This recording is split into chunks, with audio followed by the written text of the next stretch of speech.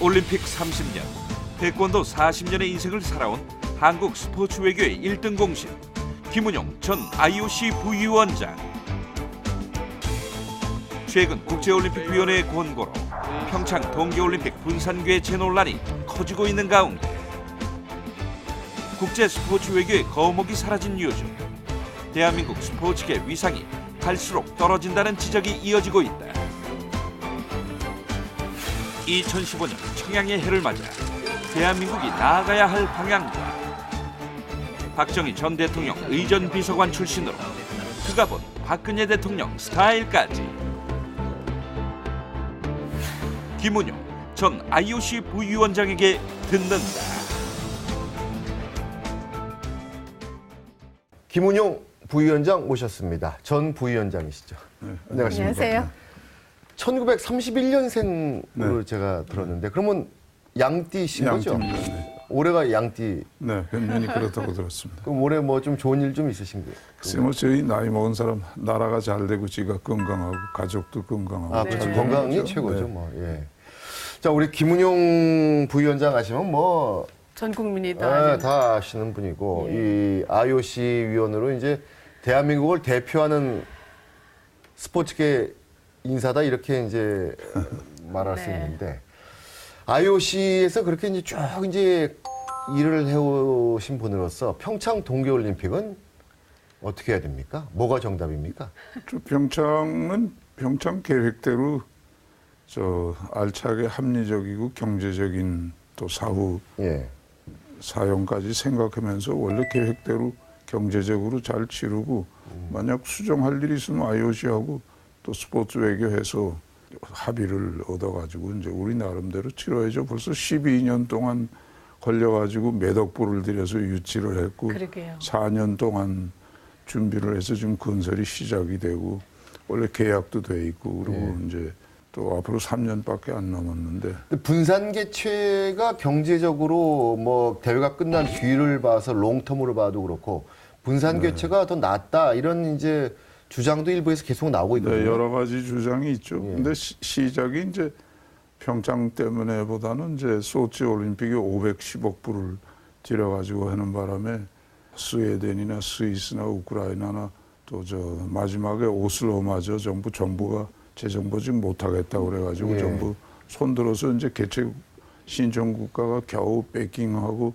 알마타 정도밖에 안 남아서 이제 IOC로서 개혁안을 처리할 때 그거 하나의 중요한 안으로 처리했죠. 원래 동계 종목은 뭐 접경국에서 하는 그런 안도 옛날에도 있긴 있었습니다. 근데 지금 시점에서는 우리는 우리 계획대로 그나마 그래도 좀 경제적이고 합리적으로 이제 잘 이제 치러야 되고 그리고 또 만약 개혁을 수정할 일이 있으면 IOC하고 교섭을 해야죠. 동경은 저 미드북구에서 유치할 때 그 경기장 2개 짓으려고 그러던 거 그 교섭해가지고 기존 시설 쓰기로 해서 한 2,500조 엔 절약을 했지 않습니까? 그리고 저 개회식장도 그 저 주경기장도 저 처음에 계획보다 좀 바꿔가지고 한 1,300억 엔 절약을 했죠.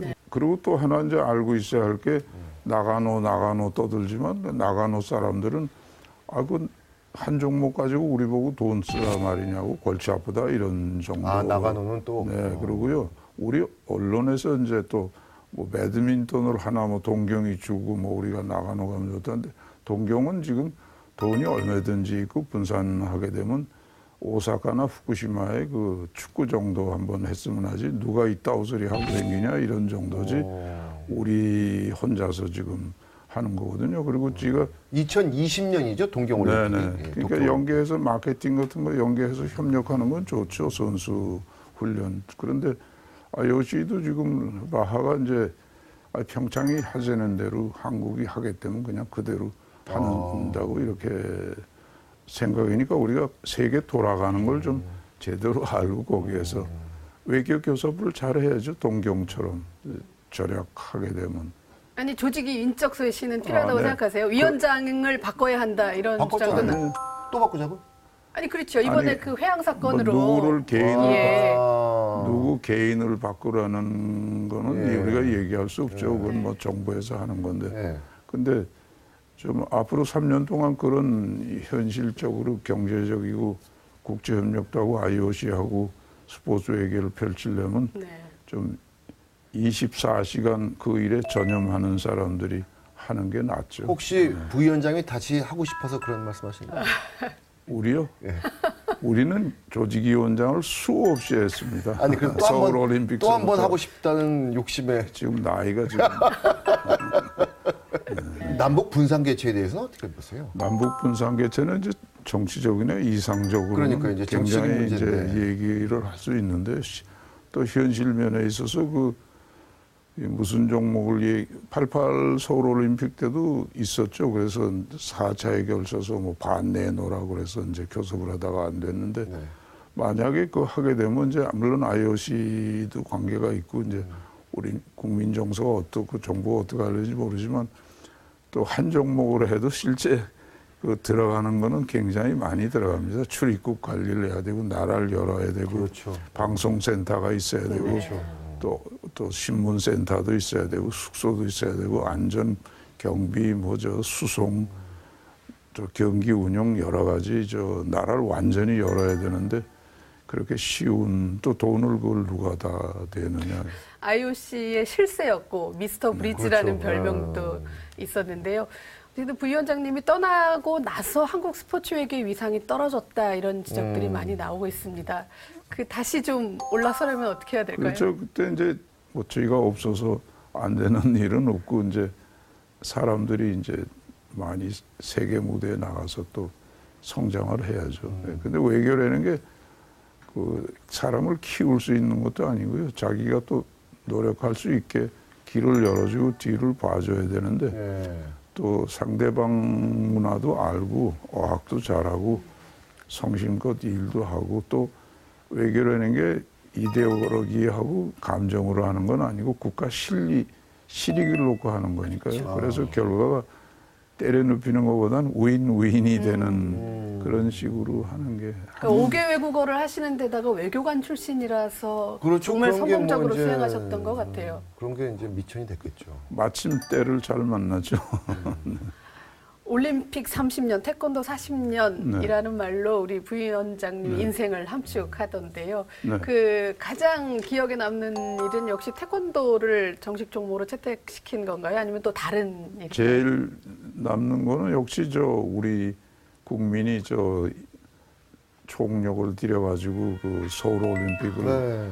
저 정치적인 사회문화 뭐 과학 언론 뭐 방송 모든 분야에 성취하고 동시에 그 보이콧도 12년 만에 없애면서 우리가 세계 구석에 살다가 좀 세계 무대 동서화합을 통해서 국방 외교도 할 수 있게 이렇게 세계 무대에 나갔는데 국민 의식 개혁이 굉장히 그때 되지 않았습니까? 국민이 뭐만 했다 할 수 있다 하면 된다고 세계를 향해서 달리기 시작했는데 태권도도 넣을 때 그 85대 0으로 넣는데 그때는 사마란치가 위원장이고 지가 제일 부위원장에다가 그렇죠. TV 문화위원장도 할 텐데 차세대 영순이라고 그럴 때거든요. 네. 우리 문화가 저 영원히 이제 세계 문화 속에 이제 심어지는 태권도의 올림픽 정식 종목으로 돼서 이제 전 세계가 한국의 문화를 즐길 수 있는 이런 그 두 가지가 지금 보람이 있는. 근데 이 올림픽 TV 분과위원장이라는 게요. 가장 핵심이라고 할 수 있어요. 아, 그래요? 이게 다다. 아, 그래요? 그렇죠. 실제 돈 만지진 않고요. 아니 이제 어쨌든 네. 그걸 이제 관장을 하는. 네네. 네. 박정희 전 대통령의 의전 비서관으로 6년 동안 일하셨다고 들었는데요. 가까이 모시면서 박정희 대통령과 그리고 지금 그 따님인 박근혜 대통령의 스타일을 혼자 또 비교해 보실 수 있는 기회도 있었을 것 같은데 어떻습니까? 그 이제 시대가 다르고요. 네.